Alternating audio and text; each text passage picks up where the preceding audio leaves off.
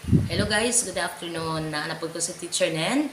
Ang atong i-video karon o ang multiplication of numbers gamit ang atong mga kamot. So human ko nag-video sa multiples of 6, 7, 8, 9, 11, 12, 13, 14, 16, 17, 18, and 19. So karon atong padayon sa 21, 22, 23, 24.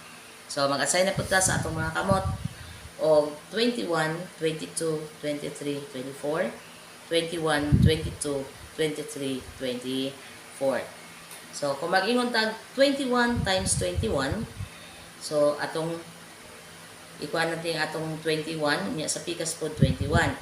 Dikito na to na siya. So, duha ka buok na siya. Ang isa 21, ang isa 21. So, kada ihap na to karon by 20s. 20 ang atong ihap kada finger. So, 20, 20. So, 40 tanan.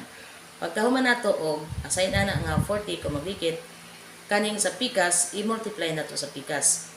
1 times 1 is 1. So, kaganihan na atay 20, 20, 40. Unya, dugangan na to og 1, mahimo siyang 41. Unya, dili pa na siya maong answer. Sa 21 times 21, 41. Dili. Mudugang taong constant nga 400.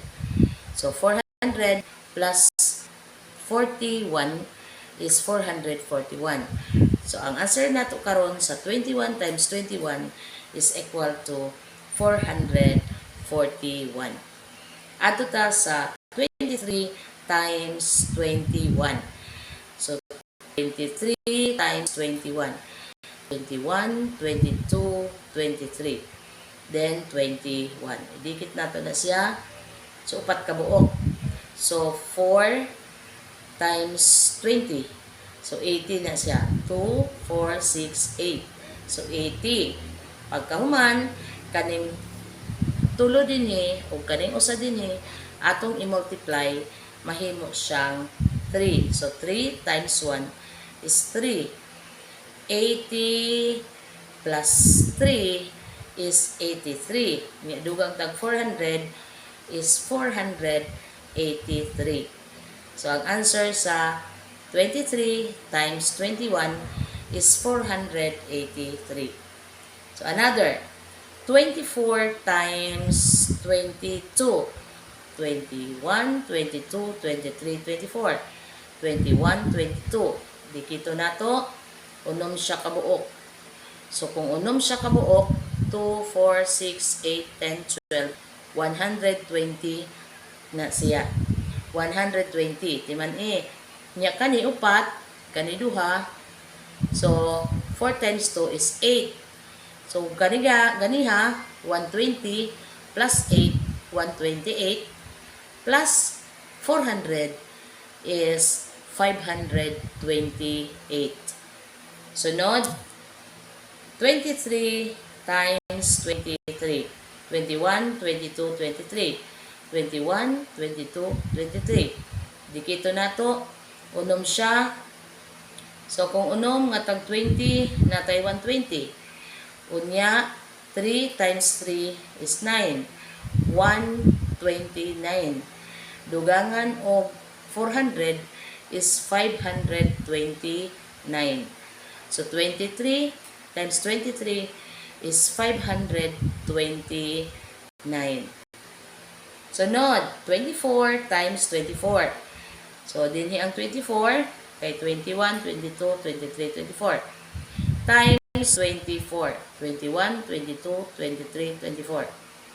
Dikito na to siya. 8. 2, 4, 6, 8, 10, 12, 14, 16.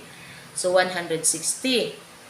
160, unya 4, unya 4. So, 4 times 4 is 16. 160 plus 16 is 176. Nya, mudugang taog 400, mahimo siyang 576. So, yung ana na guys, pag multiply gamit ang kamot, sa table 21, 22, 23, 24. 21, 22, 23, 24. Okay, so last example. 22 times 24. 21, 22. 21, 22, 23, 24. So, unom kabuok. So, 120. So, 120. Unya, 8 times 2. 4 times 2 is 8. So, kaganiha, 2, 4, 6, 8, 10, 12. 120 plus 8, 128 plus 400 is 528. So, guys, inatunta nga inyuhang studyhan ang akong video karon. Sulay-sulay pud mo ninyo para makabalo mo pag-multiply gamit ang atong mga kamot. Pero ayaw po og salig nga permanente ka na magamit og kamot, kailangan nga imong i-memorize ang multiplication table.